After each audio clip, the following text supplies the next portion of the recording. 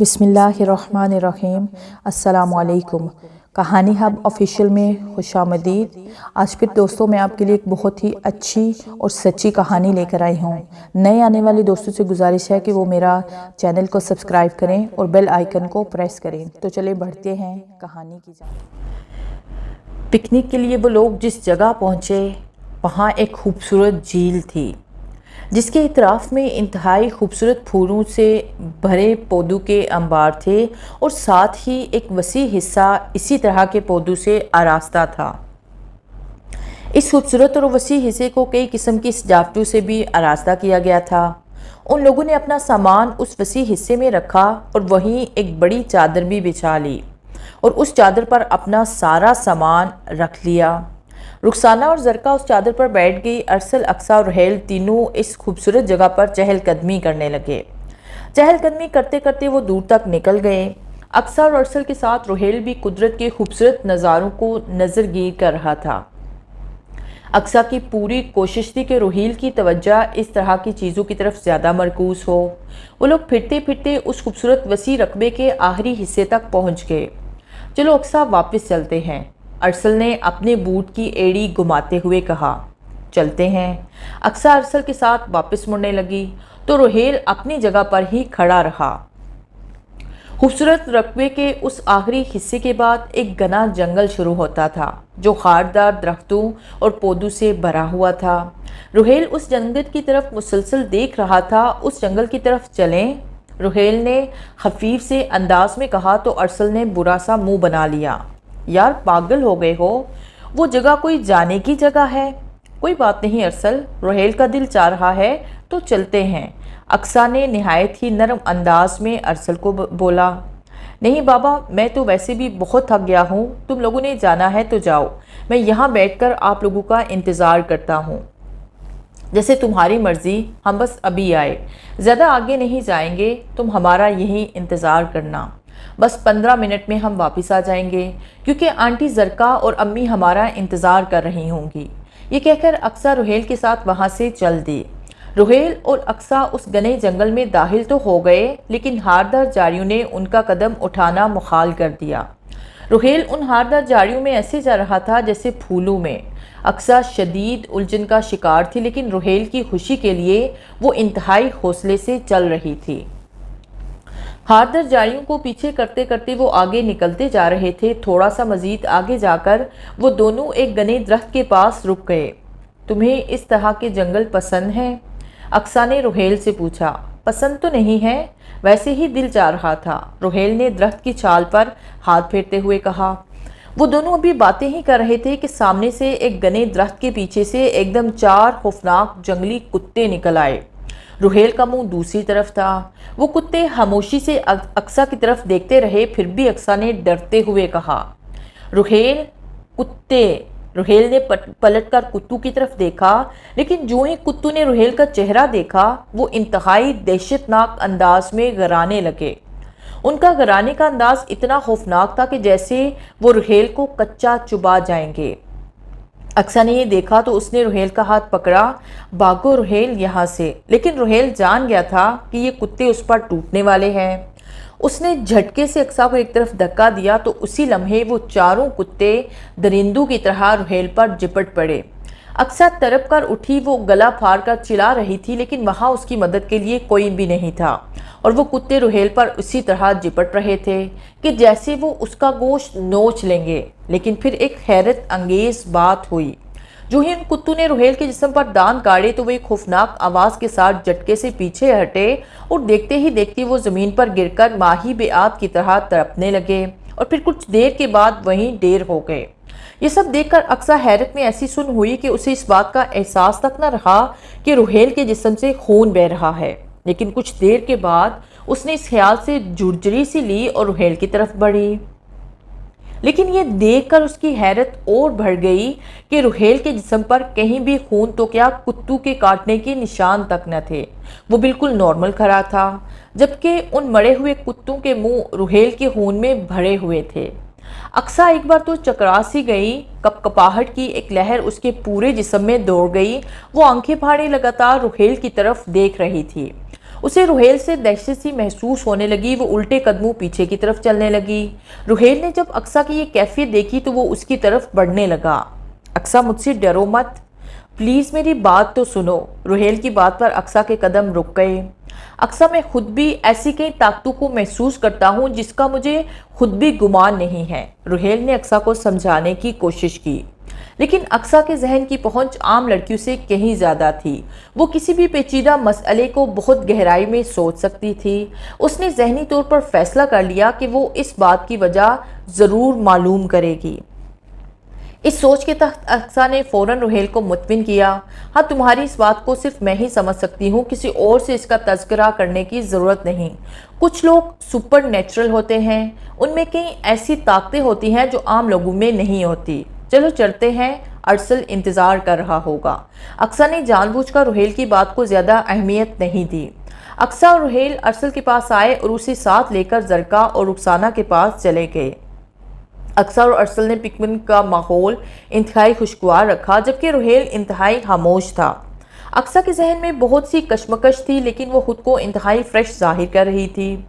تقریباً 8 بجے کے قریب وہ لوگ گھر واپس آ گئے۔ ان سب نے کھانا کھایا، لیکن روحیل بغیر کچھ کھائے اپنے کمرے میں چلا گیا۔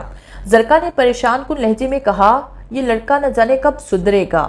آنٹی، آپ زیادہ پریشان نہ ہوا کریں، ہر انسان کا اپنا الگ الگ مزاج ہوتا ہے۔ روحیل آہستہ آہستہ ٹھیک ہو جائے گا، اقصیٰ نے زرقا کو سمجھایا۔ کھانے سے فارغ ہونے کے بعد وہ سب لوگ اپنے اپنے کمروں میں سونے کے لیے چلے گئے، کیونکہ پکنک کے باعث وہ بہت تھک چکے تھے۔ اقصیٰ بھی اپنے کمرے میں داخل ہوئی۔ وہ تھکی تو ہوئی تھی، لیکن ایک الجھن نے اس کے ذہن میں تناؤ پیدا کر دیا تھا۔ نیند اس کی آنکھوں سے کوسوں دور تھی۔ اس کا ذہن بار بار اس واقعے کے بارے میں سوچ رہا تھا جو آج اس نے اپنی آنکھوں سے دیکھا تھا۔ روحیل کے منہ میں ایسی کیا چیز تھی جو ان کتوں کی موت کا سبب بن گئی؟ وہ خود کلامی کے انداز میں خود سے سوال کر رہی تھی۔ وہ بے چینی میں اپنے بیڈ پر ٹانگیں نیچے لٹکائے بیٹھی ہوئی تھی۔ وہ کسی زاویے سے بھی روحیل کو سمجھ نہیں پا رہی تھی۔ روحیل کی ذات اس کے لیے ایک سوال بن کر رہ گئی تھی۔ اسی سوچو بچار میں رات کے 10 بج گئے۔ اقصیٰ کا بھی دور دور تک سونے کا کوئی پروگرام نہیں تھا۔ کوٹھی کے سب لوگ گہری نیند سو رہے تھے۔ پوری کوٹھی میں ایک گہری خاموشی چھائی ہوئی تھی۔ اقصیٰ کو بالکل نیند نہیں آ رہی تھی۔ اس نے کشن گود میں لیا اور کارپیٹ پر بیٹھ گئی۔ وہ اس انداز سے بیٹھی ہوئی تھی کہ اس کی پیٹھ اس کمرے کی کھڑکی کی طرف تھی۔ وہ روحیل کے متعلق بہت گہرائی میں سوچ رہی تھی۔ اس کا ذہن ان فکروں کو دہرا رہا تھا جو روحیل نے اس سے کہے تھے۔ اس سے پہلے میں جانور کی طرح قید رہا ہوں۔ کس کی قید میں؟ اپنی ماں کی قید میں۔ اقصیٰ لفظوں کے جوڑ توڑ سے روحیل کی ذات کے کسی چھپے ہوئے پہلو کو تلاش کر رہی تھی کہ اچانک اس نے جھرجھری سی لی۔ اسے یوں محسوس ہوا جیسے اس کے پیچھے کھڑکی کھٹاک سے کھلی ہے اور کوئی اس کے کمرے میں کودا ہے۔ وہ جھٹ سے کھڑی ہو گئی۔ کون ہے؟ کھڑکی کھلی ہوئی تھی، لیکن کمرے میں کوئی بھی نہیں تھا۔ اقصیٰ ایک دم خوفزدہ ہو گئی۔ وہ کھڑکی بند کرنے کے لیے ڈرے ڈرے انداز میں کھڑکی کی طرف بڑھی۔ اس نے کھڑکی بند کی تو اس کی نظر اپنے بھورے رنگ کے کارپیٹ پر پڑی تو خوف سے اس کی آنکھیں باہر کو آ گئی۔ اس کا حلق خشک ہونے لگا۔ کارپیٹ پر خون سے بڑے پنجوں کے نشان تھے جو کھڑکی سے شروع ہو کر اس کے بیڈ تک جا رہے تھے۔ اقصیٰ نے خود پر قابو پاتے ہوئے غور کیا تو وہ پنجوں کے نشان کسی بلی کے محسوس ہو رہے تھے۔ اقصیٰ الٹے قدموں سے دروازے کی طرف بڑھنے لگی تو اس کے قدم ایک دم زمین پر جامد ہو گئے۔ اس کے قدم زمین سے اس طرح پیوست ہو گئے کہ وہ کسی طرح سے بھی حرکت نہیں کر سکتے تھے۔ اقصیٰ کے دل کی دھڑکن تیز ہو گئی۔ پہلے اقصیٰ اتنا کبھی نہیں ڈری تھی، لیکن ان لمحوں میں خوف اور دہشت جیسے اس کی رگوں میں سرایت کر گیا۔ وہ لمبے لمبے سانس لینے لگی۔ اس کا دل چاہا کہ وہ اونچی آواز میں چیخے، لیکن اس پر دباؤ کسی کیفیت طاری ہو گئی۔ اس کی زبان میں جیسے بھل آ گیا۔ وہ منہ سے دبی دبی آوازیں نکالنے لگی جسے وہ صرف خود ہی سن سکتی تھی۔ بیڈ کے بالکل سامنے ڈریسنگ ٹیبل تھا جس پر بہت بڑے سائز کا شیشہ لگا ہوا تھا۔ گونگے پن کی اس کیفیت میں اقصیٰ پھٹی پھٹی نگاہوں سے چاروں طرف دیکھ رہی تھی۔ جب اس کی نظر شیشے پر پڑی تو وہ چونک کر رہ گئی۔ شیشے میں بیڈ کا عکس دکھائی دے رہا تھا جس پر ایک عورت اپنے لمبے لمبے بال پھیلائے اس انداز میں بیٹھی تھی کہ ان بالوں میں اس کا چہرہ دکھائی نہیں دے رہا تھا، جبکہ بیڈ پر کوئی دکھائی نہیں دے رہا تھا۔ اقصیٰ نے یہ دیکھا تو اس کے رونگٹے کھڑے ہو گئے۔ خوف کے مارے وہ تھر تھر کانپنے لگی۔ دہشت سے اس کا دم گھٹنے لگا۔ وہ اپنے ہاتھ اپنے گلے پر رکھے چلانے کی کوشش کرنے لگی، لیکن اس کی قوت گویائی سلب ہو چکی تھی۔ بے بسی میں اس کی آنکھوں سے آنسو بہنے لگے۔ اسے یوں محسوس ہو رہا تھا جیسے اس کی یہ آخری رات ہے۔ جو وہ اس خوفناک عورت کا عکس شیشے میں دیکھتی، اسے اپنی سانسیں ٹوٹتی ہوئی محسوس ہوتی۔ اقصیٰ کی پھٹی پھٹی نگاہیں انگاروں کی طرح دہکنے لگی، لیکن پھر ایک ہی ساتھ میں اس خوفناک عورت کا عکس شیشے میں سے غائب ہو گیا۔ اس کے ساتھ ہی اقصیٰ پر سے دباؤ کی کیفیت ختم ہو گئی اور اقصیٰ نے اپنے قدموں کو آزاد محسوس کیا۔ اچانک اس کے کمرے کی کھڑکی اس طرح بجی جیسے کوئی چیز شدید جھٹکے سے اس میں سے گزری ہو۔ اس نے لپک کر کھڑکی کی طرف دیکھا تو کھڑکی بری طرح سے جھول رہی تھی۔ اقصیٰ سہمے سہمے انداز میں دروازے کی طرف بڑھی اور پھر اچانک اس نے جھٹکے سے دروازہ کھولا اور کمرے سے باہر آ گئی۔ اسے یوں محسوس ہوا جیسے وہ کسی دہشت ناک گرداب سے باہر آ گئی ہے۔ وہ لمبے لمبے سانس لینے لگی۔ اس کے دل کی انتہائی تیز دھڑکن آہستہ آہستہ اپنی نارمل حالت میں آ رہی تھی۔ کافی دیر کے بعد اس کا ذہن اپنی نارمل حالت میں آیا۔ اس کا ذہنی جھکاؤ اس بات کی طرف ہو گیا کہ وہ رحیل کا کمرہ چیک کرے۔ اقصیٰ دبے پاؤں رحیل کے کمرے کی طرف بڑھی۔ پورے گھر میں ایک سناٹا چھایا ہوا تھا۔ سب اپنے اپنے کمروں میں سو رہے تھے۔ اقصیٰ ننگے پاؤں آہستہ آہستہ خوف سے ارد گرد دیکھتے ہوئے رحیل کے کمرے تک جاتی سیڑھی پر چڑھ رہی تھی۔ اقصیٰ اس کے کمرے تک پہنچی تو اس نے آہستگی سے دروازہ کھولا۔ وہ کمرے میں داخل ہوئی تو کمرے کی لائٹ آف تھی۔ اقصیٰ نے لائٹ آن کی تو کمرہ بالکل خالی تھا۔ رحیل اپنے کمرے میں موجود نہیں تھا۔ اقصیٰ نے اپنی تسلی کے لیے پورے گھر میں اسے تلاش کیا، لیکن وہ گھر میں موجود تھا ہی نہیں۔ اتنا بڑا واقعہ ہونے کے باوجود اقصیٰ نے انتہائی حوصلے کا ثبوت دیا۔ وہ اس سناٹے میں پورے گھر میں رحیل کو ڈھونڈتی رہی، لیکن رحیل کی اس طرح غیر موجودگی نے اسے پریشان کر دیا۔ اس نے دل ہی دل میں فیصلہ کر لیا کہ وہ اس معاملے کی تہہ تک ضرور پہنچے گی۔ آدھی رات کا وقت تھا۔ اقصیٰ کو اپنے کمرے سے دہشت محسوس ہو رہی تھی۔ وہ اپنے کمرے کے نزدیک بھی جانا نہیں چاہتی تھی۔ اس نے رات 2 بجے کے قریب زرکا کے کمرے کا دروازہ کھٹکھٹایا۔ کون ہے؟ زرکا گھبراتے ہوئے بولی۔ آنٹی میں ہوں۔ اقصیٰ بیٹی، اس وقت؟ زرکا آہستہ آہستہ چلتی ہوئی دروازے کی طرف بڑھی اور دروازہ کھول دیا۔ کیا ہوا بیٹی؟ طبیعت تو ٹھیک ہے نا تمہاری؟ زرکا نے اقصیٰ کا ہاتھ پکڑا اور اسے بیڈ پر بٹھا دیا۔ آنٹی، دراصل مجھے نیند نہیں آ رہی، میں آپ کے ساتھ سو جاؤں؟ اقصیٰ نے پیار بھرے لہجے میں پوچھا۔ تم تو میری جان ہو، آجو یہاں لیٹ جاؤ، میں تمہارے بالوں میں ہاتھ پھیرتی ہوں، تمہیں خود ہی نیند آ جائے گی۔ زرکا نے اسے اپنے ساتھ لٹا لیا۔ صبح جب ناشتے پر اکٹھے بیٹھے تو ارسل نے اقصیٰ کا خوب مذاق اڑایا۔ ویسے تو بڑی دانشور بنتی ہو، رات بچوں کی طرح ڈر کر آنٹی کے ساتھ لیٹ گئی، تم کیا کلینک چلاؤ گی؟ ارسل نے اقصیٰ کو چڑھایا۔ جی نہیں، میں ڈری نہیں تھی، ویسے ہی مجھے نیند نہیں آ رہی تھی۔ اب جتنا مرضی جھوٹ بولو، ہمیں پتہ چل گیا ہے کہ تم کتنی بہادر ہو۔ ارسل نے ایک زوردار قہقہا لگایا۔ ارسل باز آ جاؤ ورنہ۔ اقصیٰ کانٹا لے کر اس کی طرف بڑھی۔ وہ دونوں مذاق کے انداز میں لڑ رہے تھے کہ رحیل نے دھیمے سے انداز میں کہا، اقصیٰ ایک بہادر لڑکی ہے۔ اقصیٰ نے رحیل کی طرف انتہائی سنجیدگی سے دیکھا۔ میں بہادر ہوں یا نہیں یہ تو نہیں جانتی، البتہ اتنا ضرور جانتی ہوں کہ اپنوں کو کسی مصیبت سے بچانے کے لیے میں بڑی سے بڑی آزمائش سے گزر سکتی ہوں۔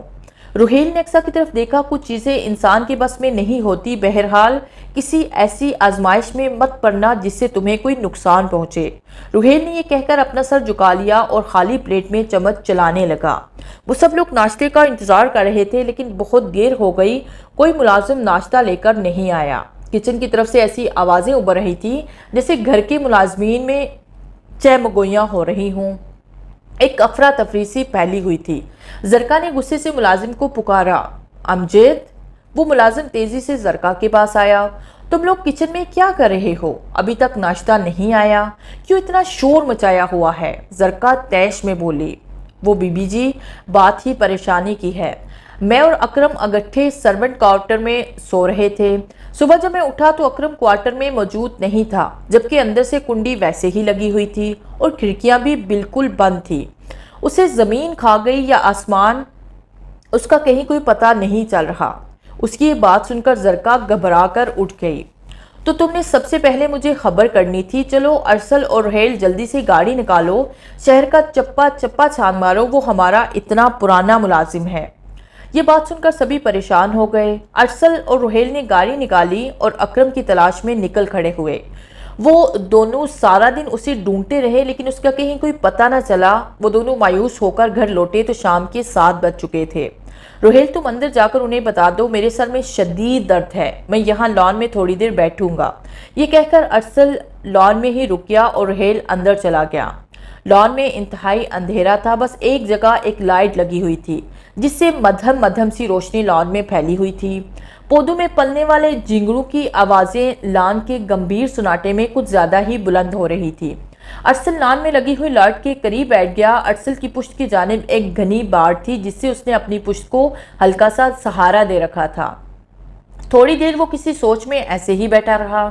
اس نے اپنے بیٹھنے کا انداز بدلنے کے لیے اپنا داہنا ہاتھ گاس پر رکھا تو اس کا ہاتھ کسی مایا سی چیز میں بھر گیا۔ اس نے اپنے ہاتھ کی اس چہچہاہٹ سے گن کھاتے ہوئے اپنا ہاتھ اوپر کیا تو اس پر ایک خوف کی لہر طاری ہو گئی۔ اس کا ہاتھ خون میں لت پت تھا۔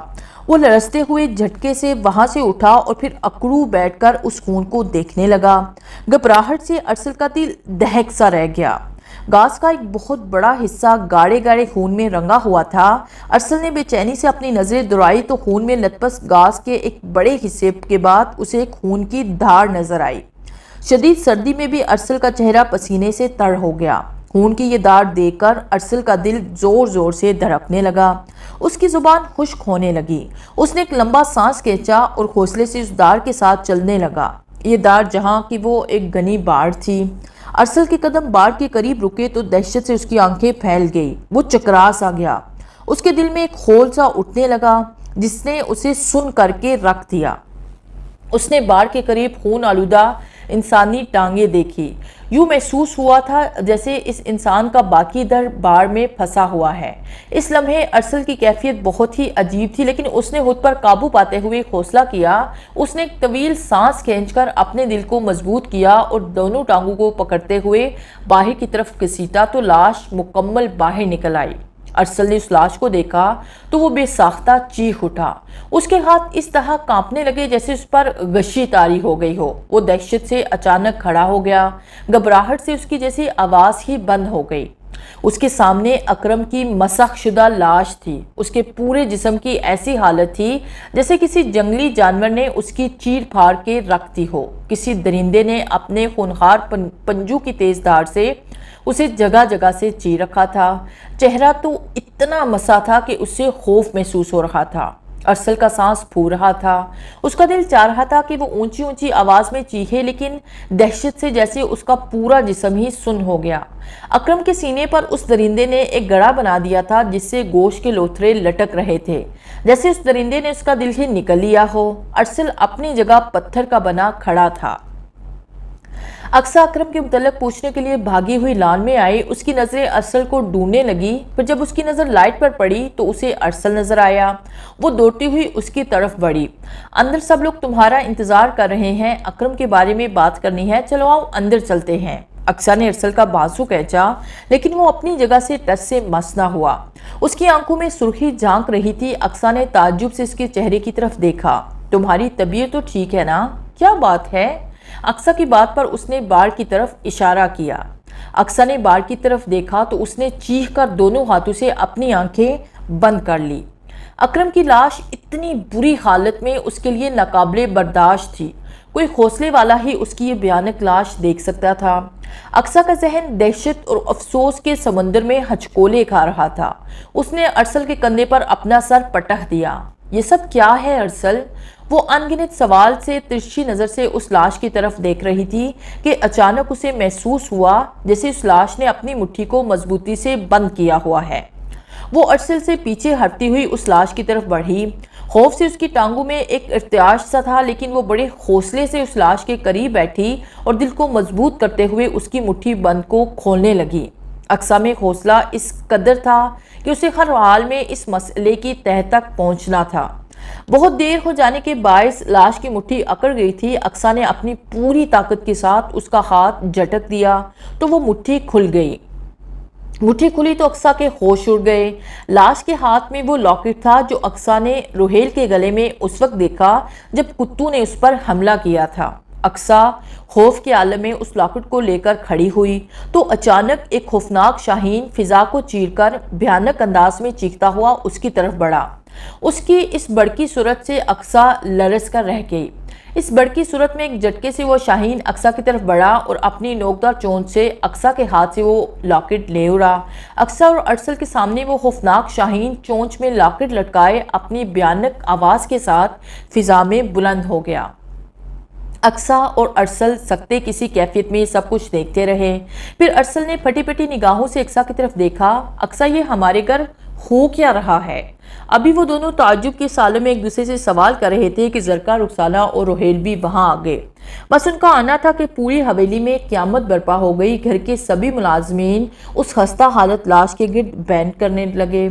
روحیل بھی افسردہ شکل بنائے یہ سب دیکھ رہا تھا، لیکن ان لمحوں میں اقصیٰ کی نظر میں ہر چیز دھندلا گئی تھی۔ اس کی نظروں کا مرکز صرف روحیل تھا۔ اسے یوں محسوس ہو رہا تھا جیسے کوئی ناگہانی آفت ان کے دروازے پر دستک دے رہی ہے۔ زرکا نے سب ملازمین کو اپنے اعتماد میں لے لیا کہ کسی بھی طرح سے یہ قتل کی بات کوٹھی سے باہر نہیں جانی چاہیے، لیکن اکرم کے وحشیانہ قتل نے پوری حویلی میں ایک دہشت پھیلا دی۔ گھر کے ہر فرد کو یوں محسوس ہونے لگا جیسے کوئی خون آشام درندہ ان کے آس پاس ہی موجود ہے۔ اکرم کی ات کھائی ہوئی لاش نے ان کے رونگٹے کھڑے کر کے رکھ دیے تھے۔ پوری حویلی میں پھیلی ہوئی سنسنی سے زرکا بھی پریشان تھی، لیکن گھر میں سب سے زیادہ جو فرد پریشان تھا وہ اقصیٰ تھی، کیونکہ اس کی پریشانی کی نوعیت گھر میں کوئی نہیں جانتا تھا۔ اقصیٰ رات بھر بے چینی سے اپنے کمرے میں گشت کرتی رہی۔ اس کا دھیان روحیل کے کمرے کی طرف تھا، جیسے اس کی نگاہیں اس کے کمرے کی چوکھٹ پر پہرے دار ہو گئی ہوں۔ وہ روحیل پر شک نہیں کر رہی تھی، لیکن کچھ شبہات یہ ظاہر کر رہے تھے کہ ان واقعات کا تعلق روحیل سے ہے۔ یہ تعلق کس کس اعتبار سے ہے، اس مسئلے میں اس کا ذہن الجھا ہوا تھا۔ کچھ دیر سوچنے کے بعد اس نے ایک پین اور ایک ڈائری نکالی اور اپنی الجھنوں کو صفحات پر نوٹ کرنے لگی۔ اس نے چند سطریں لکھی: روحیل کے خون سے کتوں کی موت، بلی کے روپ میں میرے کمرے میں داخل ہونے والی وہ خوفناک عورت، اور پھر اکرم کا بھیانک قتل، لاش سے ملنے والا روحیل کا لاکٹ جو ایک شاہین لے اڑا، جسے حویلی کے گرد پہلے بھی دیکھا گیا ہے۔ اقصیٰ حیرت کی ان کڑیوں میں کھوئی ہوئی تھی کہ یکدم پورا کمرہ کسی عورت کے کہکہوں سے گونج اٹھا۔ اقصیٰ لرز گئی۔ وہ اس قدر خائف ہوئی جیسے اپنی کرسی پر ہی پتھر ہو گئی ہو۔ دہشت سے اس کے ہاتھ کانپنے لگے، لیکن کہکہوں کی وہ خوفناک آواز مسلسل آ رہی تھی۔ اقصیٰ کی آنکھوں کے سامنے اکرم کا مسح چہرہ آ رہا تھا۔ وہ خود کو بے بس اور اکیلا محسوس کر رہی تھی۔ خوف سے وہ پسینے میں شرابور ہو گئی۔ پھر چند ہی منٹوں کے بعد کہکہوں کی یہ آواز بند ہو گئی اور کانوں کو چیننے والی ایک چیخ دار آواز فضا میں بلند ہوئی: ایک سوال لکھنا تو بھول رہی ہے۔ اس آواز کے ختم ہوتے ہی اقصیٰ کا ہاتھ خود بخود جنبش کرنے لگا، جس سے اس کے ہاتھ میں پکڑا ہوا پین بھی اپنے آپ حرکت کرنے لگا۔ اقصیٰ کے تو جیسے رونگٹے کھڑے ہو گئے۔ تھر تھراہٹ کی ایک سخت لہر اس کے پورے جسم میں دوڑ گئی۔ اس کے خود بخود چلتے ہوئے پین نے ایک نام لکھا، جس کے آگے سوالیہ نشان ڈال کر اس کے پین کی جنبش رک گئی۔ اقصیٰ پھٹی پھٹی نگاہوں سے اس صفحے کی طرف دیکھ رہی تھی۔ خوف کی ماری وہ پسینے میں شرابور تھی۔ اس نے لڑکھڑاتی ہوئی آواز سے اس نام کو پڑھا: سائم۔ اب یہ الفاظ اس کی زبان سے ادا ہی ہوئے تھے کہ کھڑکی کی جانب سے بھاری بھاری پروں کے پھڑپڑانے کی آواز ابھری، جیسے کوئی بھاری بھاری پروں والا پرندہ کھڑکی سے باہر نکلا ہو۔ اقصیٰ نے حوصلہ کیا اور لپک کے کھڑکی کی طرف دیکھا، لیکن وہاں کوئی بھی نہیں تھا۔ اقصیٰ نے اپنی نظر پورے کمرے میں گھمائی۔ پورے کمرے میں ایک خوفناک سناٹے کے علاوہ کچھ بھی نہیں تھا۔ اقصیٰ نے اطمینان کا ایک لمبا سانس لیا اور تیزی سے کمرے سے باہر نکل آئی۔ وہ باہر نکلی تو ارسل اپنے کمرے کے باہر کرسی رکھے بیٹھا ہوا تھا۔ اقصیٰ کے کمرے سے اٹھنے والا شور اس کے کانوں تک نہیں پہنچا تھا، یعنی وہ شور صرف اقصیٰ کے کمرے تک ہی محدود تھا۔ اقصیٰ نے ارسل کو دیکھا تو اس کی جان میں جان آ گئی۔ وہ تیز تیز قدموں سے دوڑتی ہوئی ارسل کے پاس آ کر بیٹھ گئی۔ ارسل نے حیرانگی سے اس کی طرف دیکھا۔ کیا ہوا اقصیٰ، خیریت تو ہے نا؟ کمرے میں بہت جی گھبرا رہا تھا، کچھ خوف بھی محسوس ہو رہا تھا، لیکن تم باہر کیوں بیٹھے ہو؟ میری طبیعت میں عجیب سی بے چینی ہے، دل میں ایک خول سا اٹھتا ہے جیسے کچھ ہونے والا ہے، ایک کھٹکا سا ہے۔ جب سونے کی کوشش کرتا ہوں تو عجیب عجیب سے دباؤ پڑتے ہیں۔ اقصیٰ نے ارسل کی یہ بات سنی تو اس نے پریشان کن انداز میں کہا: ارسل کسی ناگہانی آفات کے آثار میں بھی دیکھ رہی ہوں، بلکہ دیکھ چکی ہوں، لیکن ابھی میں تمہیں کچھ بتانا نہیں چاہتی۔ میں نے وہ حیرت انگیز واقعات دیکھے ہیں جو کہ میں بیان نہیں کر سکتی، لیکن اب میں نے خود میں حوصلہ پیدا کر لیا ہے۔ فی الحال میں تمہیں کچھ نہیں بتا سکتی، لیکن تمہارا ساتھ لازمی دینا چاہتی ہوں۔ مجھے انتہائی خطرناک رستے پر چلنا ہے، کچھ پوچھے بغیر میرا ساتھ دینے کا وعدہ کرو گے؟ اکثر میری طبیعت میں لاپرواہی ہے، لیکن میں تم سب لوگوں سے کتنا پیار کرتا ہوں یہ تو تم بھی جانتی ہو۔ میں ہر قدم پر تمہارے ساتھ ہوں، بلکہ تمہاری بات سن کر تو مجھے تمہاری فکر ہو گئی ہے۔ اب تو میں سائے کی طرح تمہارے ساتھ رہوں گا۔ ہاں، وہ یاد آیا، تمہارے کلینک کا کام مکمل ہو گیا ہے، جب چاہے اس کا افتتاح کر لو۔ ہاں، میں جلد ہی اپنے کلینک کا افتتاح کروں گی۔ ابھی میرا ذہن ایک سوال میں الجھا ہوا ہے۔ صبح ناشتے میں ہی آنٹی زرکا سے یہ سوال لازمی پوچھوں گی۔ صبح ناشتے میں سب لوگ اکٹھے بیٹھے ناشتہ کر رہے تھے۔ ارسل اور اقصیٰ ساتھ ساتھ بیٹھے ہوئے تھے اور ان دونوں کے سامنے روحیل کی کرسی تھی۔ زرکا بہت غور سے اقصیٰ کی طرف دیکھنے لگی۔ بیٹی، کیا بات ہے؟ میں کچھ دنوں سے محسوس کر رہی ہوں کہ تم بہت چپ چپ سی رہتی ہو، دبلی بھی ہو رہی ہو، اور یہ تمہاری آنکھیں کیوں اتری ہوئی ہیں؟ رات کو کیا سوئی نہیں؟ زرکا کی بات پر اقصیٰ خاموش رہی، جبکہ ارسل نے تیزی سے نوالا اندر کیا اور بتانے لگا، آنٹی یہ اپنا بالکل بھی خیال نہیں رکھتی، کچھ راتوں سے مسلسل جاگ رہی ہے۔ اقصیٰ نے فوراً ارسل کی بات کاٹی۔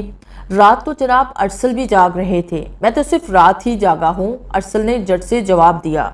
اچھا بھی اب لڑنا شروع نہ کر دینا، زرکا نے انہیں ڈانٹا۔ روحیل خاموشی سے یہ تمام باتیں سن رہا تھا۔ اقصیٰ کسی سوچ میں گم اپنی پلیٹ میں چمچ ہلاتی رہی، پھر زرکا کی طرف دیکھ کر کہنے لگی، آنٹی رات بیٹھے ہوئے میرے ذہن میں ایک نام آیا، مجھے یوں محسوس ہوا جیسے میں نے آپ کی زبان سے وہ نام سنا ہوا ہے۔ کون سا نام بیٹی؟ زرکا نے سوال کیا۔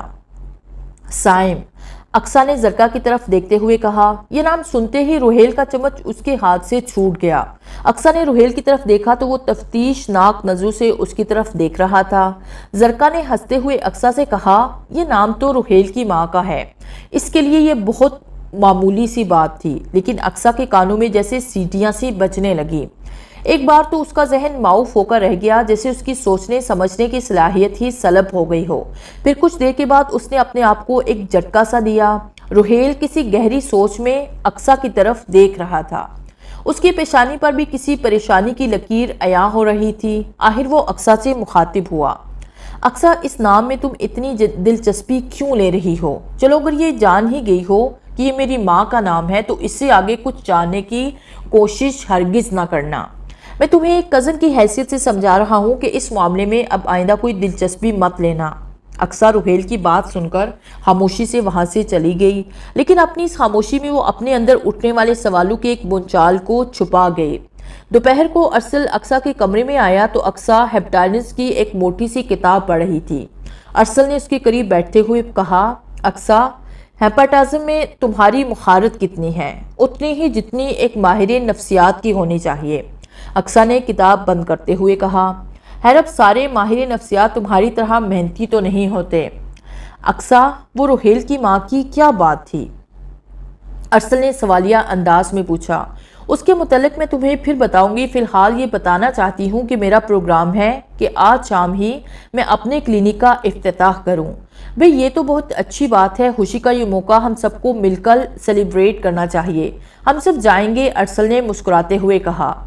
گھر کے سب لوگ اقصیٰ کے ساتھ گئے اور اس کی خوشی میں شامل ہوئے۔ زرکا نے آگے بڑھ کر ربن کاٹا تو گھر کے سب لوگوں نے اپنی خوشی کا اظہار تالیوں کی صورت میں کیا اور اقصیٰ کو اس کی کامیابی کے لیے ڈھیر ساری دعائیں دی۔ خوشی کے اس موقع پر بھی اقصیٰ پر ایک عجیب سی کیفیت آ رہی تھی، وہ کسی گہری سوچ میں تھی۔ یوں محسوس ہو رہا تھا جیسے کلینک کا اچانک افتتاح بھی اسی سوچ کا کوئی حصہ ہے۔ اقصیٰ روحیل کے قریب آئی۔ روحیل، اس خوشی کے موقع پر سب نے مجھے ڈھیروں دعائیں دی ہیں۔ اس خوشی کے موقع پر اگر میں تم سے کچھ مانگوں تو تم مجھے دو گے؟ تم نے مجھے اس قابل سمجھا کہ میں مجھ سے ایک سوال کیا، میرے لیے بہت بڑی بات ہے، تم مجھ سے کچھ مانگ کے تو دیکھو، روحیل نے مسکراتے ہوئے کہا۔ دیکھو اب اپنی بات پر قائم رہنا، بہت عجیب سی بات ہے لیکن یہ میری خواہش ہے، تو میرے کلینک کا پہلا دل ہے، میری خواہش ہے کہ تم میرے کلینک میں پہلی مریض بن کر آؤ۔ کیا مطلب؟ تم مجھے ذہنی مریض سمجھتی ہو؟ روحیل سنجیدہ سا ہو گیا۔ روہیل تم نے میری بات پر غور نہیں کیا، میں نے کہا ہے کہ مریض بن کر آؤ، میں نے تمہیں مریض تو نہیں کہا، ہم باتیں کریں گے مختلف موضوعات پر، تم میری اتنی سی بات نہیں مان سکتے؟ اقصیٰ نے خفگی بھرے انداز میں کہا۔ میں نے انکار کب کیا ہے؟ صبح 10 بجے میں تمہارے کلینک پر آ جاؤں گا۔ شکریہ روہیل، تم نے یہ میری بات مان کر میری خوشی کا یہ موقع سیلیبریٹ کیا ہے۔ میں کل کلینک میں اپنے پہلے مریض کا انتظار کروں گی، اقصیٰ نے ہنستے ہوئے کہا۔ اگلے دن اقصیٰ صبح تیار ہو کر کلینک جانے لگی تو اس نے رخسانہ اور زرکا سے پیار لیا۔ اس روز وہ بہت خوش تھی کہ آج اس نے اپنی منزل پار لی ہے۔ زرکا نے اسے اس کی کامیابی کے لیے دعائیں دی۔ ارسل بھی اقصیٰ کی اس کامیابی پر خوش تھا، لیکن اقصیٰ کو ستائے بغیر اسے چین نہیں آتا تھا۔ اللہ رحم کرے لوگوں پر، پتہ نہیں یہ کس پاگل کو مزید پاگل کریں گی۔ ارسل سلائس ہاتھ میں تھامے اقصیٰ کو تنگ کر رہا تھا۔ آنٹی آپ اسے منع کریں۔ اقصیٰ نے پلٹ کر ارسل کی طرف دیکھا تو ارسل نے ہنستے ہوئے کہا، اچھا بابا سوری، آج تمہارا پہلا دن ہے اس لیے کچھ نہیں کہتا، 3 بجے کے قریب تمہارے کلینک آؤں گا۔ اقصیٰ نے مسکراتے ہوئے ارسل کی طرف دیکھا اور خدا حافظ کہہ کر وہاں سے چل دی۔